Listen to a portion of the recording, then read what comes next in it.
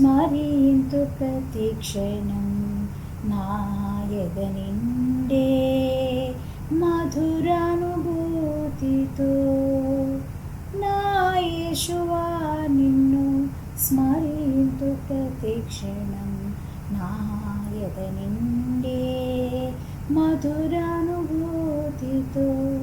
నీ మనోహర వదనము చూడా నీ మనోహర వదనము చూడ సంపూర్ణ సంతోషం కలిగెను నాకు నా యేషువా. నమస్కారం అండి, దేవునికి మహిమ. మనము తెలుగు వాడుక భాషలో బైబిల్ చదువుకుంటున్నాం కదా. ఈరోజు లేవీకాండం 20వ అధ్యాయాన్ని మనం చదువుదామండి. ఇది ఆడియో బైబిల్ అండి. మెయిన్గా ఎవరికైతే తెలుగు ఇది వాడుక భాషలో ఉంది కనుక ఈజీగా అర్థమవుతూ ఉంది. కాబట్టి ఎవరికైతే తెలుగు మాట్లాడడం మాత్రమే వచ్చు, చదవడం లాంగ్వేజ్ రాదు అనేవారు ఈజీగా ఆడియోని వినొచ్చు. అండ్ ఒక 15 నిమిషాలు మనం బైబిల్ని కానీ రోజు చదవగలిగితే బైబిల్ పూర్తిగా మనం కంప్లీట్ చేయగలం ఒక సంవత్సరంలో. కాబట్టి ఈజీగా మనము బైబిల్ అర్థమవుతుంది కనుక మనం చదువుదాము, ఆడియో విందాము. ఎవరికైతే కళ్ళు చదవలేని వారు ఉన్నారు, పెద్దవాళ్ళు కానీ కళ్ళద్దాలు పెట్టుకుంటే కానీ చదవలేని వారు ఎవరున్నారు, వాళ్ళు ఏదో ఒక పని చేసుకుంటా కూడా దేవుణ్ణి మననం చేసుకోవచ్చు. వినుట ద్వారా విశ్వాసం కలుగుతుందని అందరికీ తెలుసు కదండి. మనం విందాము. దేవుడు విశ్వాసాన్ని కర్త, ఆయన విశ్వాసాన్ని మనకి ఇస్తాడు. ఎప్పుడైతే మనం దేవుని వాక్యాన్ని పట్టుకున్నామో సైతాన్ విల్ ఫ్లీ అవే, సైతాన్ పారిపోతుందంట. దేనివల్ల సైతాన్ పారిపోదండి, దేవుని వాక్యం వల్లనే పారిపోతుంది. మనం దాంతో యుద్ధం చేయక్కర్లా, బైబిల్ వాక్యాలు మాట్లాడితే చాలండి. అక్కడ దేవుడు మీరు గమనించారా, యేసయ్య భూమిలోకి వచ్చినప్పుడు కూడా దేవుడు సైతాన్తో శోధింపబడతాడు.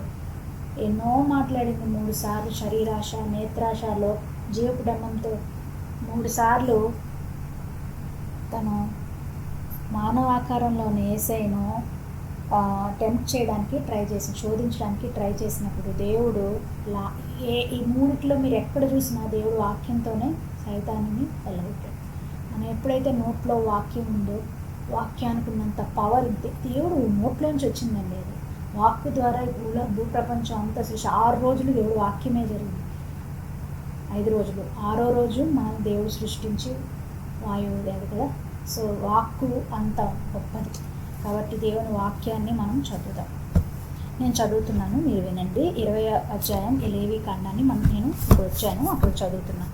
లేవీకాండంలో టూకీగా 27 వచనాలు ఉన్నాయండి. అది ఏం చెప్తుంది? 20వ అధ్యాయం సారాంశం ఏంటయ్యా అంటేనంట, వేరువేరు శాసనాలు చట్టాల గురించే రాశారంట. చూద్దాం. అంటే 19వ అధ్యాయం కూడా అదే, 20వ అధ్యాయం కూడా అదే, వేరువేరు శాసనాలు చట్టాల గురించి. 20వ అధ్యాయాన్ని చదువుతున్నాను. యెహోవా మోషేతో ఇంకా అన్నాడు, నీవు ఇజ్రాయెల్ ప్రజలతో ఈ విధంగా చెప్పు, ఇజ్రాయెల్ ప్రజలలో కానీ ఇజ్రాయెల్ దేశంలో నివసించే విదేశీ కానీ ఎవరైనా తన సంతానంలో ఎవరినైనా మోలిక్ దేవుడికి అర్పిస్తే వారిని చంపి తీరాలి. మీ దేశ ప్రజలు వాళ్ళను రాళ్లతో కొట్టాలి.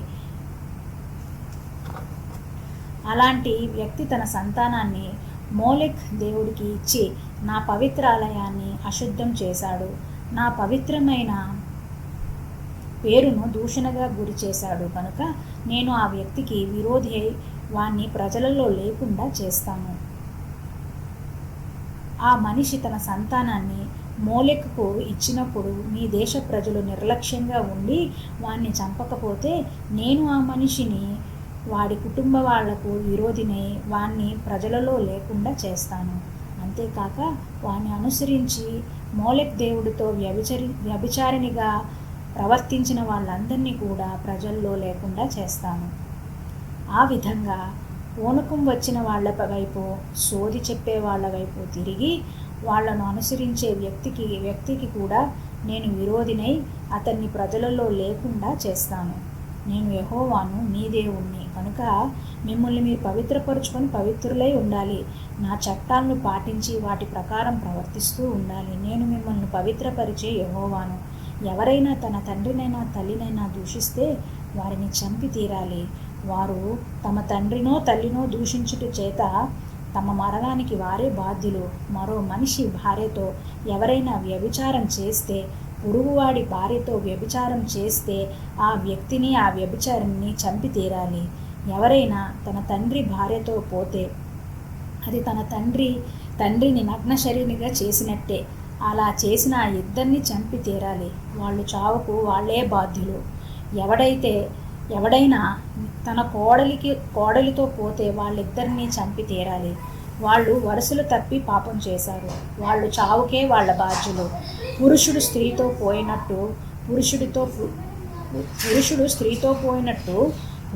పోతే వాళ్ళిద్దరూ చేసింది చాలా అసహ్యకరం. వాళ్ళను చంపి తీరాలి. వాళ్ళు చావుకు వాళ్ళే బాధ్యులు. ఎవడైనా ఒక ఆమె తల్లిని పెళ్లి చేసుకుంటే అది దుర్మార్గం. ఒక ఆమె తల్లిని కూడా పెళ్లి చేసుకుంటే అది దుర్మార్గం. మీ మధ్య దుర్మార్గం ఉండకుండేలా ఆ ముగ్గురిని మంటల్లో కాల్చి వేసేయాలి. పురుషుడు జంతువుతో సంపర్కం చేస్తే వాణ్ణి చంపి తీరాలి. జంతువులు కూడా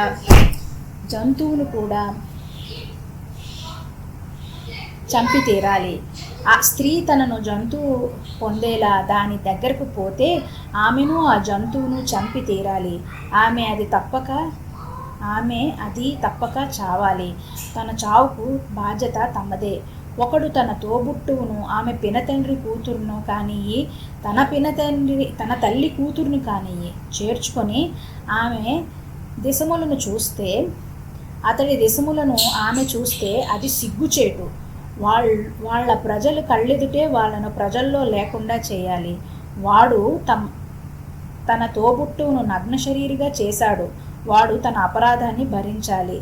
ఎవరైనా కడగా ఉన్న ఆమెతో పోయి ఆమెను నగ్నశరీగా చేస్తే అతడు ఆమె రక్తధారను దిగంబరం చేశాడు. ఆమె తన రక్తధారం దిగంబరం చేసింది. వాళ్ళిద్దరినీ తమ ప్రజల్లో లేకుండా చేయాలి. నీ తల్లి తోబుట్టువును గాని నీ తండ్రి తోబుట్టువును గాని నగ్నశరీరిగా చేయకూడదు. అలా చేసినప్పుడు తన సమీప బంధువురాలిని నగ్నశరీరిగా చేశాడు. వాళ్ళు తమ అపరాధాన్ని భరించాలి. తన పినతండ్రి భార్యతోను గాని మేనమామ భార్యతో గాని ఎవరైనా పోతే అది అతన్ని నగ్నశరీరిగా చేసినట్టే. అలా చేసిన ఆ స్త్రీ పురుషులు తమ అపరాధాన్ని భరించాలి. వాళ్లకు సంతానం ఎన్నడూ కలగదు. ఎవరైనా తన తోబుట్టివాడి భార్యను చేర్చుకుంటే అది అసహ్యం. అది తోబుట్టువాడిని నగ్నశరీరిగా చేసినట్టే. వాళ్లకు ఎన్నడూ సంతానం కలుగదు. కాబట్టి మీరు నా చట్టాలన్నీ, నా న్యాయ నిర్ణయాలన్నీ పాటించి వాటి ప్రకారం ప్రవర్తిస్తూ ఉండాలి. అలాంటప్పుడు మీరు నివసించడానికి నేను మిమ్మల్ని తీసుకుపోతున్న దేశం మిమ్మల్ని వెళ్ళగక్కి వేయదు. నేను మీ ఎదుట నుంచి వెళ్ళగొట్టే ప్రజల వాడుకల ప్రకారం మెలగకూడదు. పై చెప్పిన వాటిని వాళ్ళు జరిగించువారు గనుక వాళ్ళంటే నాకు అసహ్యం. మీరు వాళ్ళ దేశాన్ని స్వాధీనం చేసుకుంటారు. అది పాలు తేనెలు నదులై పారుతున్న దేశం. ఆ దేశం మీది అయ్యేలా దాన్ని మీకు ఇచ్చానని మీతో చెప్పాను గదా.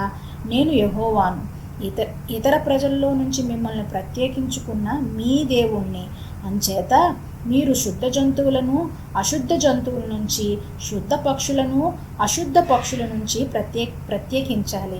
అశుద్ధమని నేను మీకు వేరు చేసిన ఏ జంతువు వల్ల కానీ, ఏ పక్షి వల్ల కానీ, నేల మీద తిరిగే ఏ ప్రాణి వల్ల కానీ మిమ్మల్ని అసహ్యం చేసుకోకూడదు. నేను యెహోవాను, నేను పవిత్రుణ్ణి. మీరు నావారు కావాలని ఇతర ప్రజల నుంచి మిమ్మల్ని ప్రత్యేకించుకున్నాను గనుక మీరు నాకు పవిత్ర ప్రజగా ఉండాలి. పురుషుడు కానీ స్త్రీ కానీ పూనకం వచ్చి పలికితే, సోద చెబితే వాళ్ళని చంపి తీరాలి. వాళ్లను రాళ్లతో కొట్టాలి. వాళ్ళ చావుకి వాళ్ళే బాధ్యులు. ఇది 20వ అధ్యాయం సారాంశం అండి. 21వ అధ్యాయాన్ని నెక్స్ట్ ఎపిసోడ్లో చూద్దాం. దేవునికి మహిమ.